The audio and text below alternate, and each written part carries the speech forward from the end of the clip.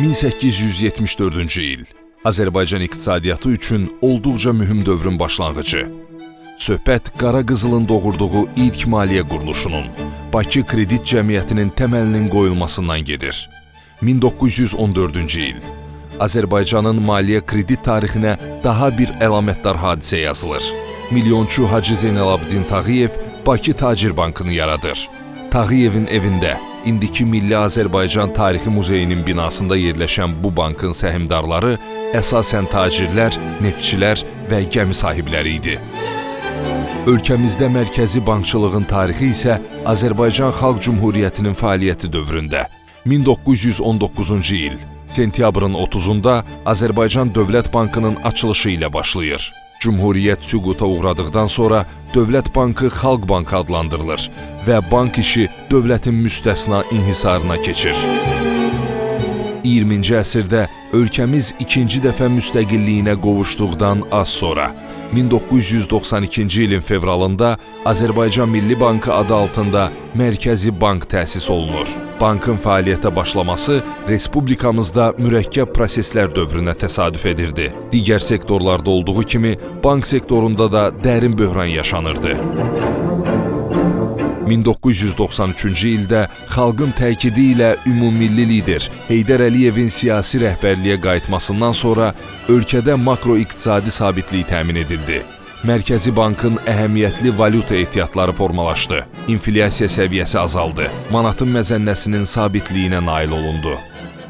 Azərbaycanda iqtisadi, maliyyə, bank sahəsində görülən işlər, aparılan islahatlar birinci ardıcıl xarakter daşıyır, mütəmadi xarakter daşıyır.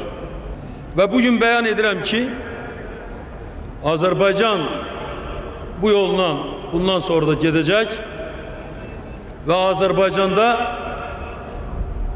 ilbəil maliyyə bank sistemi inkişaf edəcək və bunlar hamısı Azərbaycanın iqtisadiyyatı ilə ahəngdar surətdə inkişaf edəcəkdir.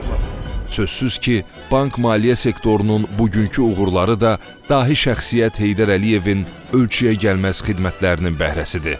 Qlobal iqtisadi konjunkturada hazırda baş verən negativ proseslərə baxmayaraq, ulu öndərin layiqli davamçısı, Prezident İlham Əliyevin rəhbərliyi ilə həyata keçirilən siyasətin nəticəsində ölkəmizin bütün sahələrdə, o cümlədən bank maliyyə sahəsində uğurlu inkişafı davam etməkdədir. Bank sektorunun inkişafı son illərdə sürətlə getmişdir. Azərbaycanda indi bank sektorunda konsolidasiya gedir. Nizamnamə kapitalının artırılması nəticəsində artıq bu bank sisteminə ümumiyyətcə çox müsbət təsir göstərmişdir. Hər hansı bir sürprizlərdən bizi və əhalini bu qoruyur. Azərbaycan dövləti bank sektorunun formalaşmasında çox böyük rol oynamışdır. Həmişə bank sektoruna dəstək olmuşdur. Torpağa kiçik ağac əkilir. O zamanla böyüyür. Ağacın kökləri ənənənin, budaqları inkişafın, özü isə bütövlükdə birliyin simvoludur. Bu, 150 ildən çox tarixi olan Azərbaycan bankçılığının 35 ildiki yol yoldaşına çevrilmiş sosial məsuliyyət, innovativ inkişaf, keyfiyyət, əməkdaşlıq və həmrəylik kimi dəyərlərlə ölkəmizin maliyyə gələcəyinə töhfə verən Azərbaycan Banklar Asosiasiyasının ideyasını özündə ehtiva edir. Azərbaycan Banklar Asosiasiyası 1990-cı ildə fəaliyyətə başlayıb. Hazırda ABA-nın üzvləri arasında 22 bank, 2 qeyri-bank kredit təşkilatı, eyni zamanda Azərpoçt MMC, Azərbaycan Kredit Bürosu və Milli Kart MMC yer alır. Bu illər ərzində ABA ölkəmizin maliyyə sektorunun inkişafına əhəmiyyətli töhfələr vermişdir. Asosiasiya mərkəzi bankla məhsuldar əməkdaşlıq çərçivəsində bank sektorunda faydalı dialoq və effektiv koordinasiyasını təmin etmişdir. Bu əlaqələr sektorun iqtisadiyyatda rolunun güclənməsinə və cəmiyyətin sektora etimadının artırmasına böyük töhfə vermişdir. ABA-nın əsas məqsədi üzv təşkilatların korporativ maraqlarını qanunverici, icra edici və məhkəmə orqanlarında, ictimai təşkilatlarda, beynəlxalq qurumlarda təmsil etməkdən ibarətdir.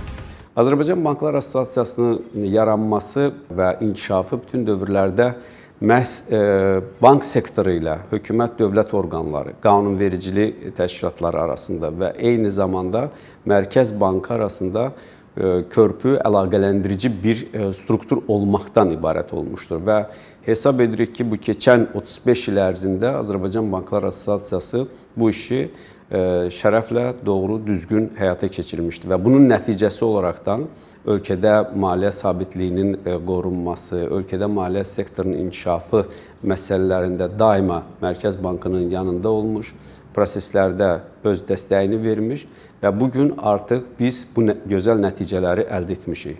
Dövlət müstəqilliyinin bərpasından bəri Mərkəzi Bank, bank sektorunun institusional inkişafını və onun dayanıqlı fəaliyyətini xüsusi diqqətdə saxlanmışdır. Bunun nəticəsi olaraq bugün ölkədə bütün normativ tələblərə cavab verən və stabil fəaliyyət göstərən dayanıqlı maliyyə bank sektoru mövcuddur. Keçilən inkişaf yoluna rəqəmlərlə nəzər yetirsək, bugünə qədər 255 banka lisenziya verilmiş, 233 bankın lisenziyası müxtəlif dövrlərdə geri çağırılmışdır. Bu da dövlət quruculuğu prosesində olan bir ölkənin maliyyə sektorunun formalaşmasına xas olan bir mərhələdir. Bu dəyişikliklər baş verdiyi şəraitdə bank sektoru sürətlə inkişaf etmişdir.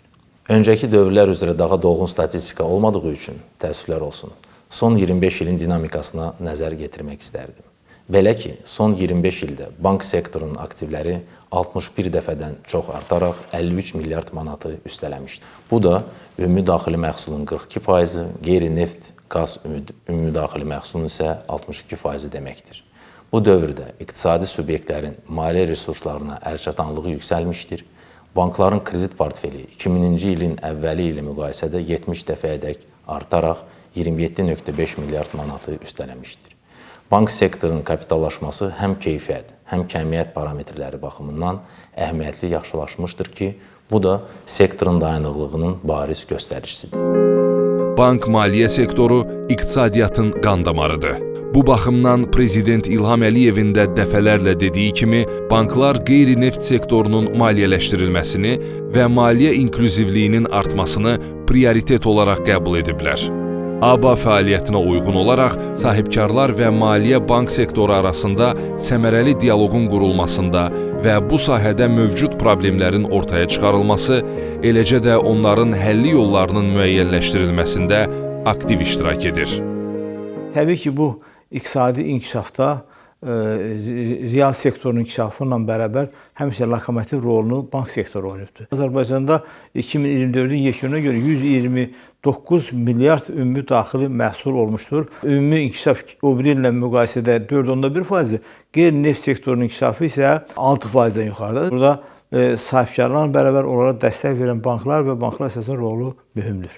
ABA ölkəmizdə Azərbaycan 2030 milli inkişaf prioritetlərinin gerçəkləşməsində də yaxından iştirak edir. Xüsusən də ki, Mərkəzi Bankın Dünya Bank ekspertləri ilə birgə hazırladığı yaşıl taksonomiyanın həyata keçirilməsində ABA-nın xüsusi rolu var və 2030-cu ilə qədər ABA məhz yaşıl inkişaf istiqamətində 2 milyard manata qədər üzərinə öhdəlik götürmüşdür. Və mən düşünürəm ki, Azərbaycanda bu həm davamlı inkişafın, yaşıl inkişafın, həm də ki, rəqəmsal transformasiyanın həyata keçirilməsində ABA-nın böyük xidmətləridir. Assosiasiya müxtəlif dövlət qurumları ilə uğurlu əməkdaşlıq edərək öz üzvləri ilə birlikdə işğaldan azad olunmuş torpaqlarımıza böyük qayıdışa dair və digər dövlət proqramlarının icrası çərçivəsində bu ərazilərimizin bərpası və yenidən qurulması, eləcə də geri qayıdacaq əhali və sahibkarlıq subyektləri üçün müasir bank maliyyə infrastrukturunun qurulmasında yaxından iştirak edir. Eyni zamanda ABA öz korporativ sosial məsuliyyətinə sadiq qalaraq şəhid olmuş qəhrəmanlarımızın ailələrinə, eləcə də qazilərimizə qayğı göstərilməsi, həssas əhali qrupunun özünü məşğulluq proqramına cəlb edilməsi, həmçinin digər sahələrdə müxtəlif təşəbbüslərin reallaşdırılmasında üzvlərinin aktiv fəaliyyətini daim təşviq edir. Yaşad Fondu yarandığı andan etibarən ilk əməkdaşlıq etdiyi təşkilatlardan biri məhz ABA olub. ABA-nın üzvləri tərəfindən bu günə qədər Yaşad fonduna 3,4 milyon manatdan artıq vəsait daxil olub və mən inanıram ki, bundan sonra da ABA ilə olan əməkdaşlığımız səmərəli şəkildə davam etdiriləcək. ABA-nın demək olar ki, bütün üzv bankları Qarabağ Dirçəliş Fondunun ianəçilərinə, donorlarına çevriliblər və bildiyimiz kimi Azərbaycan bankları işğaldan azad edilmiş ərazilərdə həm özləri çox fəaldır, çünki nümayəndəliklər, filiallar açmaqdadırlar. Eyni zamanda da orada iqtisadi fəallığın təşviq edilməsi üçün bank xidmətlərini, kapitala çıxışı və bu kimi digər vacib məsələlərdə öz köməyini göstərməkdədirlər. ABA ilə biz 2023-cü ildə imzaladığımız əməkdaşlıq memorandumuna uyğun olaraq fəaliyyətimizin əsas məzmununu vətən yolunda canını qurban vermiş qəhrəman Azərbaycan oğullarının, ailə üzvlərinin problemlərinin həlli, o cümlədən şəhid xanımlarının təhsilinə dəstək təşkil edir ki, biz bunu sən tək deyilsən, şəhid xanımlarının təhsilinə dəstək layihəsi çərçivəsində başlamışıq və davam etdiririk. Artıq ölkənin müxtəlif sayılan seçilən universitetlərində onlarla belə şəhid xanımları, gənc şəhid xanımları təhsil almaqda davam edirlər. Əlilliyi olan şəxslərin hüquqları sayəsində Dövlət Monitorinq Komissiyası çərçivəsində Dost Agentliyi ABA ilə əməkdaşlıq edir. Bu sahədə Dost Agentliyi və ABA bir neçə uğurlu layihələrə imza atmışdır. Hər zaman beynəlxalq əlaqələrə də önəm verən ABA, ötən dövrdə 16 ölkənin banklar assosiasiyası və bir regional banklar assosiasiyası ilə əməkdaşlıq sazişi imzalayıb.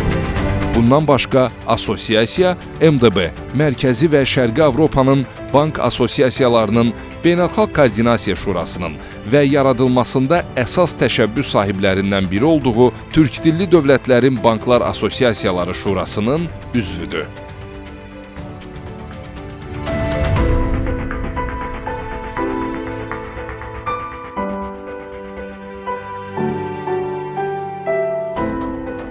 Hər il ABA-nın təşkilatçılığı ilə Bakıda keçirilən Maliyyə və Texnologiyalar Sammiti və Beynəlxalq Bankçılıq Forumu isə dünyada regionun vacib tədbiri kimi qəbul olunur.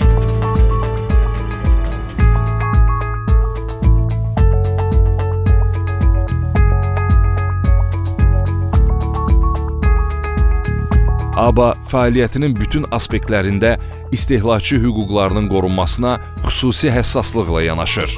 Məhz assosiasiyanın 2017-ci ildə yaratdığı Bank Ombudsmanı banklar və fiziki şəxslər arasında müqavilələrin bağlanması, dəyişdirilməsi, icrası və ya xitam verilməsi ilə bağlı yaranan hüquqi və mülki mübahisələrin məhkəmədən kənar qaydada həll edilməsinə, banklarla müştərilər arasında etimad münasibətlərinin formalaşdırılmasına xidmət edir. Ümumiyyətlə, assosiasiyanın tərkibində bank ombudsmanının olması bu həm cəmiyyət üçün, həm vətəndaşlar üçün, həm banklar üçün, həm dövlət üçün vacib olan bir elementdir. Bu, əlbəttə, narazılıqların tədricən aradan qaldırılmasında, bankın vətəndaşa, vətəndaşın banka olan etibarı və etimadının yüksəldilməsinə xidmət edir.